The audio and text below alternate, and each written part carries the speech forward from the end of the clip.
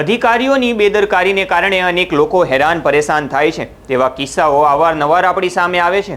પરંતુ આજે અધિકારીઓની બેદરકારીના કારણે દેશનું ભાવિ બગડી રહ્યું હોય તેવો એક કિસ્સો સામે આવ્યો છે અને આ સરકારી અધિકારીઓ એ હદના બેદરકાર છે કે તેમને આ બાળકોના ભવિષ્યની પણ પડી નથી। નમસ્કાર, હું હર્ષ અને તમે જોઈ રહ્યા છો નિર્ભય ન્યૂઝ। રાજ્યમાં શિક્ષણ ક્ષેત્રે ખૂબ વિકાસ થઈ રહ્યો છે અને રાજ્યના બાળકોને યોગ્ય શિક્ષણ મળી રહ્યું છે તેવી મોટી મોટી વાતો સરકારના નેતાઓ અને અધિકારીઓ કરતા હોય છે, પરંતુ રાજ્યમાં શિક્ષણ વિભાગની સ્થિતિ દિવસે ને દિવસે ખાડે જઈ રહી હોય તેવું લાગી રહ્યું છે। કારણ કે રાજ્યમાં શિક્ષકો છે ત્યાં શાળા નથી, જ્યાં શાળા છે ત્યાં શિક્ષકો નથી અને જ્યાં બંને છે ત્યાં બાળકોને શાળાએ જવા માટે યોગ્ય રસ્તો નથી।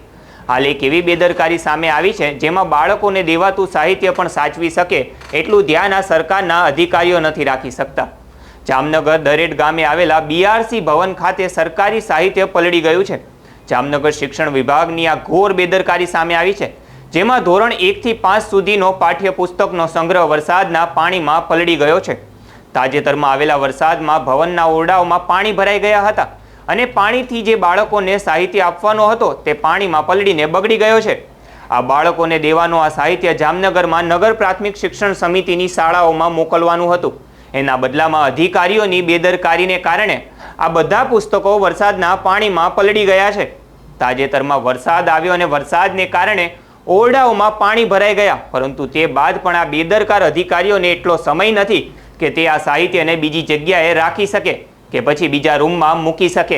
આ મામલે ત્યાંના જિલ્લા પ્રાથમિક શિક્ષણ અધિકારીએ પોતાનો લૂલો બચાવ કરતા નિવેદન આપ્યું છે, તો પહેલા સાંભળીએ શું કહી રહ્યા છે જિલ્લા પ્રાથમિક શિક્ષણ અધિકારી। વિપુલ મહેતા, જિલ્લા પ્રાથમિક શિક્ષણ અધિકારી જામનગર। સવારે આજે એવા સમાચાર આવ્યા કે જામનગર BRC ભવન ખાતે થોડા પુસ્તકો છે પલળી ગયા છે, બિનવિતરિત અવસ્થામાં છે। છેલ્લે જે 17 તારીખે જે બધા પુસ્તકો આવ્યા એમાં કેટલીક સ્વાધ્યાય પોથીઓ પણ હતી, એટલે 17 તારીખ પછી જે 22 તારીખે જે નેચરલ કેલેમિટીઝ થઈ એમાં જામનગર BRC ભવનમાં ઓલમોસ્ટ ગોઠણ સુધીના પાણી ભરાઈ ગયેલા, એટલે એ પાણીને કારણે કેટલાક પુસ્તકો છે એ થોડા અત્યારે અનયુઝેબલ બન્યા છે। એટલે અત્યારે SSA ગાંધીનગરને તાત્કાલિક આ બાબતે આપણે જાણ કરી અને જે પણ એ પુસ્તકો પલળી ગયા છે એ ફરીથી આપણને પ્રાપ્ય થાય એવી અત્યારે કાર્યવાહી કરવામાં આવેલ છે। આ અધિકારીએ એમ તો કહી દીધું કે અમે હાલ પુસ્તકો તડકામાં સૂકવી રહ્યા છીએ અને બીજો સાહિત્ય બાળકો માટે ગાંધીનગરથી મંગાવ્યો છે, પરંતુ તેમના અધિકારીઓએ આ બેદરકારી દેખાડી છે તેના વિશે એક શબ્દ પણ આ જિલ્લા પ્રાથમિક શિક્ષણ અધિકારી ના બોલી શક્યા। ત્યારે અધિકારી માટે કહેવું છે કે તમે પુસ્તકો તો સૂકવી દેશો, પરંતુ આ તડકામાં તમારા અધિકારીઓને કઈ રીતે સૂકવશો? તમારા અધિકારીઓએ જે આ બેદરકારી દેખાડી છે તેના વિશે તમે એક શબ્દ પણ ના બોલ્યા।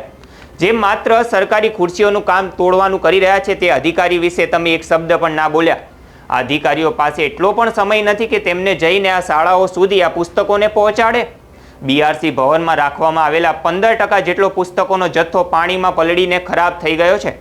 જામનગરની સરકારી પ્રાથમિક શાળાના વિદ્યાર્થીઓ આ બેદરકાર અધિકારીઓના કારણે પાઠ્યપુસ્તક વિહોણા રહ્યા છે, પરંતુ જિલ્લા પ્રાથમિક શિક્ષણ અધિકારીને આ બાબતે સહેજ પણ શરમ આવતી નથી। આ બેદરકાર અધિકારીઓને કારણે હાલ શાળાના બાળકો પાઠ્યપુસ્તક વિહોણા રહ્યા છે।